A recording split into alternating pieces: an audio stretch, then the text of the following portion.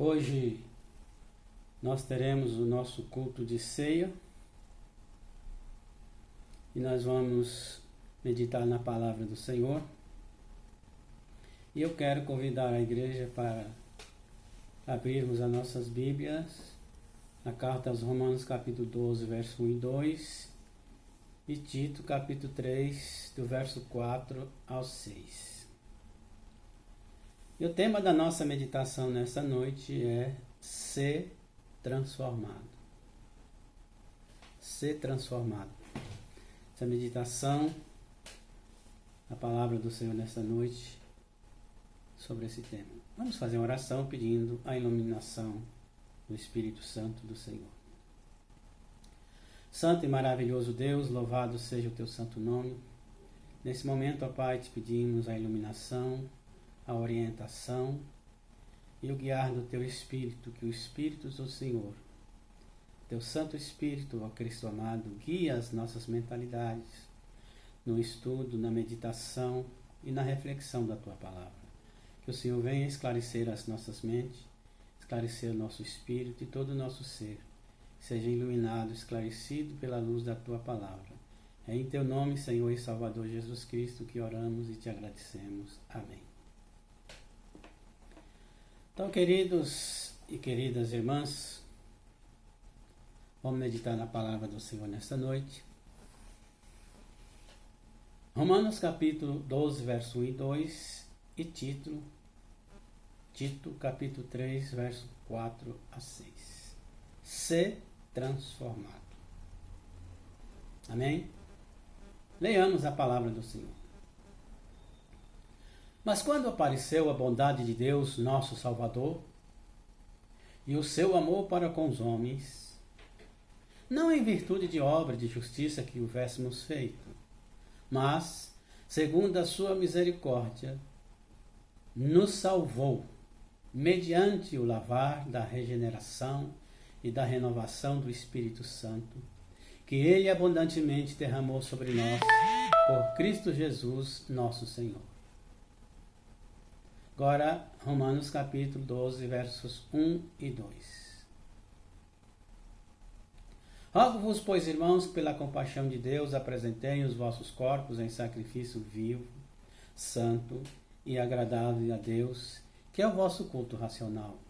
E não vos conformeis com esse mundo, mas transformai-vos pela renovação do vosso entendimento, para que experimenteis qual seja a perfeita e agradável vontade de Deus.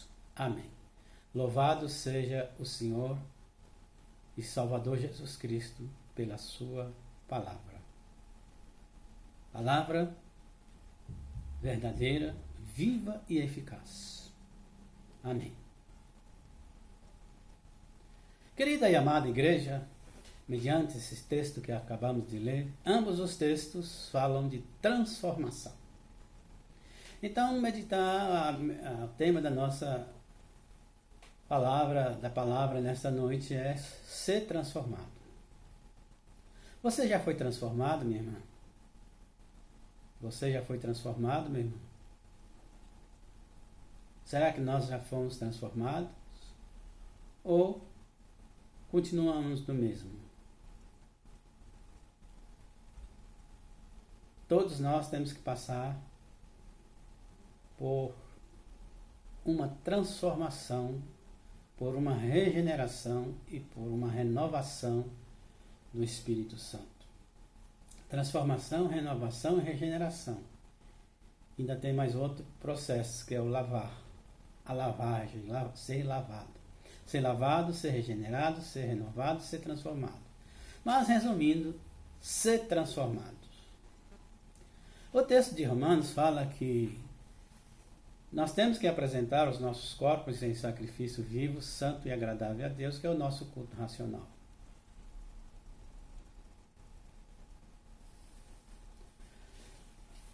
E como que é? O que nós devemos fazer para apresentar o nosso corpo em sacrifício vivo, santo, agradável a Deus, que é o nosso culto racional? O que eu tenho que fazer? O que você tem que fazer? O que nós temos que fazer para apresentar o nosso corpo em sacrifício vivo, santo e agradável a Deus, para concretizar o nosso culto racional. Para ser um culto racional, um culto que raciocina, um culto que pensa. O que eu tenho que fazer? São todos quais os sacrifícios que eu tenho que fazer? Os sacrifícios que eu tenho que fazer são todas as minhas devoções em relação à igreja, em relação ao reino de Deus, em relação à fé, em relação ao culto. Todo o sacrifício. Na carta aos Hebreus diz que levantai as vossas mãos cansadas e os vossos joelhos conjuntados e fazei vereda direita para os vossos pés, para que aquele que manqueja não desvie inteiramente, mas antes seja sarado. Levantai as mãos cansadas e os vossos joelhos desconjuntados, fazei vereda direita para os vossos pés. Então nós entendemos aqui que fazer sacrifício é colocar o corpo em marcha, é colocar o corpo para marchar, é colocar o corpo no caminho, o corpo na obra, é fazer a obra de Deus. A igreja não pode ficar parada, estagnada, agindo da seguinte forma: na igreja, ouve para si, fala para si e contempla a si mesma. A igreja fala por si mesma, para si mesma, ouve a si mesma e contempla a si mesma. Com isso, a igreja não entende que tem que agir e sair para fora. Fazer vereda direita para os vossos pés é ir à luta, é ir à guerra, é ir à batalha. É pôr o corpo em movimento, é pôr o corpo para trabalhar. É sacrificar o corpo para fazer a vontade de Deus. Então, o nosso culto racional, ele só concretiza quando nós apresentamos o nosso corpo em sacrifício vivo, santo e agradável a Deus. Aí sim acontece o nosso culto racional. É sacrificar o corpo. É pôr o corpo no caminho, pôr o corpo na estrada, pôr o corpo na obra, pôr o corpo para fazer. É colocar a mão na massa. Fazer sacrifício. É ter responsabilidade com a igreja. É ser dizimista, é ser ofertante. É ser responsável em todas as atitudes. É sacrificar o nosso corpo. Tiago capítulo 4, versículo 7 e 8 diz: sujeitai-vos, pois, a Deus, e resiste o diabo, e ele fugirá de vós. Chegai-vos para Deus, e ele chegará para vós. Limpai as mãos, homens pecadores de duplo ânimo. Chegai-vos a Deus, e ele chegará para vós. Então, colocar o corpo em sacrifício, vivo, santo e agradável a Deus, é pôr o corpo para marchar, é pôr o corpo na obra de Deus, é trabalhar, é fazer a obra de Deus. Efésios 2, versículo 10. Somos feituras suas, criados em Cristo Jesus, preparados para as boas obras, as quais Deus preparou que andássemos nelas. Efésios 10, 3, versículo 10. E agora, pela igreja, a multiforme sabedoria de Deus seja conhecida de todo principado e potestade no céu. Então é pela igreja que a obra é feita, é a igreja que tem que fazer a obra, somos nós que temos que fazer a obra, nós fomos chamados para isso. Então todo homem transformado pelo Espírito, ele faz isso. Ele faz as coisas pelo amor. Não faz por obrigação, faz porque ama, faz porque tem prazer. Você tem prazer nas coisas de Deus, meu irmão? Você tem prazer nas coisas de Deus, minha irmã? Você faz a obra com prazer? Você dizima com prazer, oferta com prazer, ora com prazer, jejua com prazer, canta, ensaia, louva, e faz a obra de Deus com prazer? Ou porque te mandam? Ou porque é obrigado ou obrigada? Não se trata de ser obrigado. Aqui não tem que fazer, né? Não tem que. Então, o segredo está no prazer. Se você não tiver prazer em fazer as coisas de Deus, não adianta seu pai mandar, sua mãe mandar, seu irmão, seu marido, sua esposa a mandar você para fazer, cobrar de você. Não adianta os presbíteros, não adianta os diáconos, diaconisas, muito menos o pastor, cobrar de você, que se você não tiver prazer, você não faz. Eu até te digo, não adianta nem Deus mandar que você não vai. Se Deus não mandar, você não vai, porque você não tem prazer. Mas se você tiver prazer, você nem espera Deus mandar, você já sente logo que é a sua responsabilidade, porque você tem prazer. E o segredo é ter prazer. Olha o que diz o Salmo capítulo 1, versículo 1 e 2. Bem-aventurado o varão que não anda segundo o conselho dos ímpios, não se detém no caminho dos pecadores, nem se assenta na roda dos escarnecedores, mas antes tem o seu prazer na lei do Senhor, e na sua lei medita de dia e de noite. Olha como diz a palavra, mas antes tem o prazer na lei do Senhor. E na lei do Senhor medita de dia e noite. Você só medita na palavra de Deus, você só medita na Bíblia, na palavra de Deus, se você tiver prazer nela. Se você não tiver prazer, não adianta o pai falar, vai ler a Bíblia. O pastor, lê a Bíblia. Vai ler a Bíblia, irmão. Se você não tiver, você tem que ler por prazer. E se você lê por prazer, você vai longe, você vai encontrar. Então, se nós não fazemos as coisas por prazer, nós não vamos sacrificar também o nosso corpo, de jeito nenhum. Nós não vamos fazer um sacrifício vivo, santo e agradável a Deus, porque não temos prazer em nada. Então, quando nós temos prazer, nós oferecemos o nosso corpo em sacrifício vivo, santo e agradável a Deus, que é o nosso culto racional. O nosso sacrifício são nós mesmos, é a nossa própria vida, é o nosso próprio corpo. Não vamos sacrificar animais, sacrificar nada, sacrificar o nosso próprio corpo. E quando é que nós experimentamos a vontade de Deus? Só se experimenta a vontade de Deus quando for transformado. Amém? Só se experimenta a vontade de Deus quando for transformado. Aí nós vamos experimentar realmente a vontade de Deus. E só se experimenta a vontade de Deus é quem é transformado. E a obra da salvação de Deus em nossas vidas não é em operar um milagre. O problema é que a gente só entende a linguagem do milagre. O milagre é para o incrédulo, para que ele se mova da sua incredulidade e marche em busca da transformação. A salvação não é receber. A salvação não está no fato de receber o milagre ou as bênçãos, mas em ser transformado. O grande milagre não é receber a bênção, não é receber o milagre, mas é ser transformado.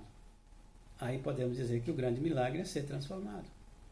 O grande milagre não é receber a cura, receber muitas coisas, muitas bênçãos, mas o grande milagre é ser transformado. Paulo orou 3 vezes para que Deus o curar, e Deus não o curou, mas disse, a minha graça te basta. 2 Coríntios 12, verso 8 e 9. Jesus cura 10 leprosos. Isso, daqueles 10 que foram curados, só um voltou a agradecer. Jesus, mas não foram 10? Cadê o outro? Cadê os outros 9? Só você? Então só um voltou para agradecer.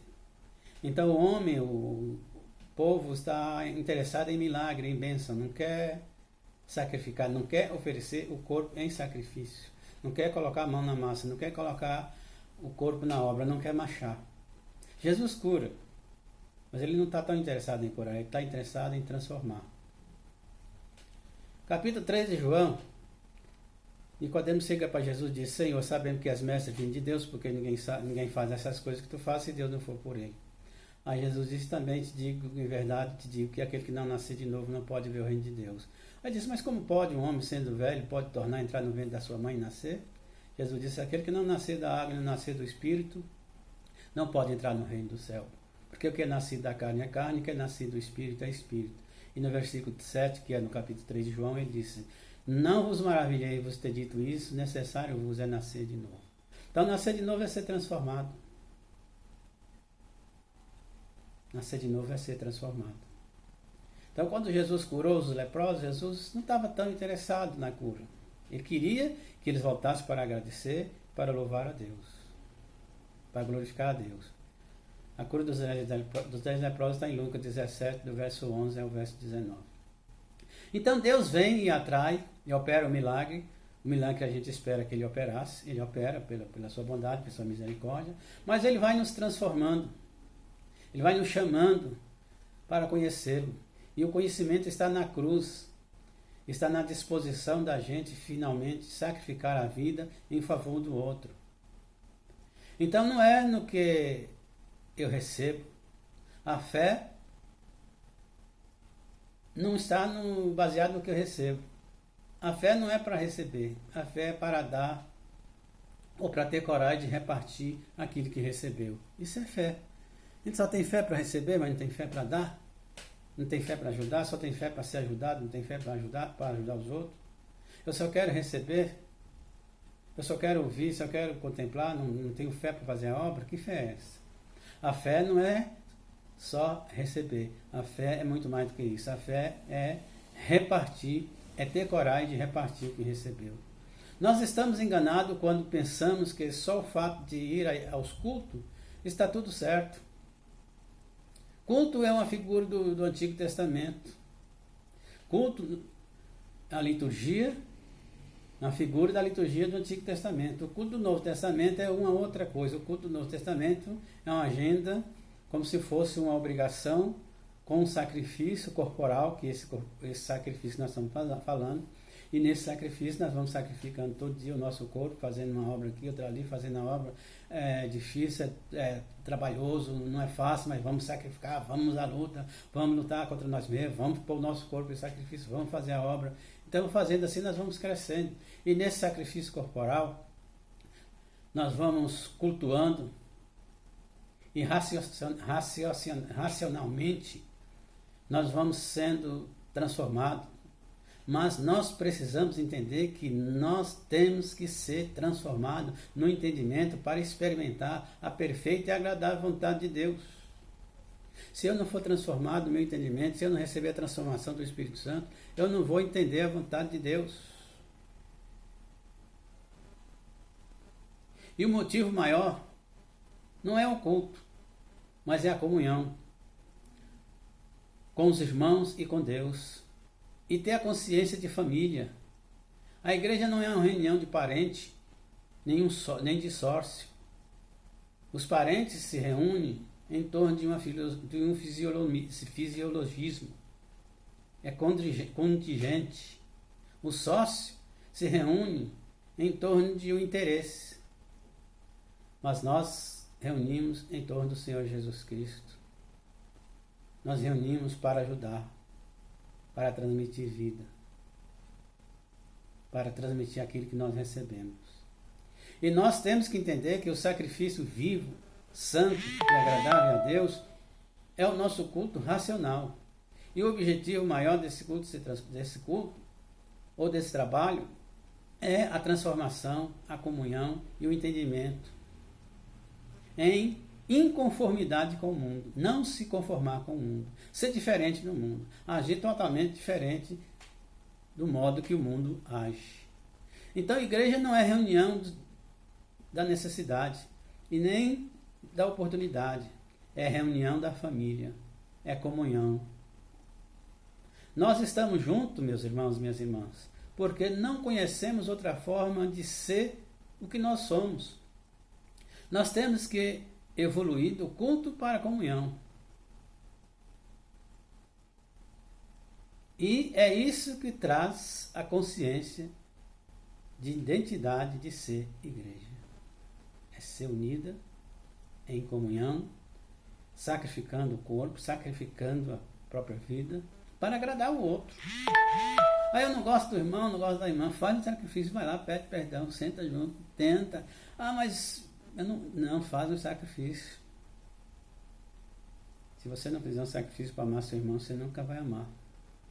Se você não fizer um sacrifício para ajudar, o irmão está precisando de uma coisa ali, de um dinheiro, comprar um remédio, sei lá, de uma cesta, não queria de alguma coisa, e ele não tem, aí você fala, eu não posso.